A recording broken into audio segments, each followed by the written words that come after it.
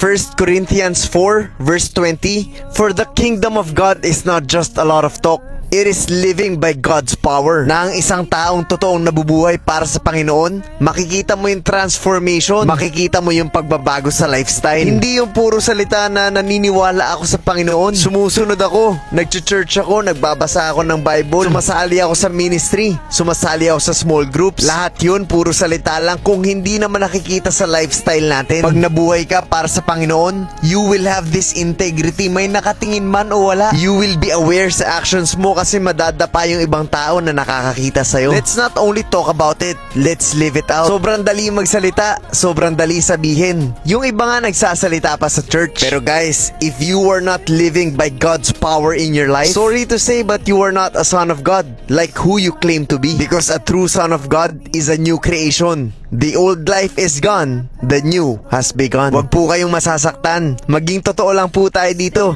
para hindi po tayo nagko-compromise. Sana po ay malinaw at naiintindihan niyo po talaga ang mensahe ng video na to.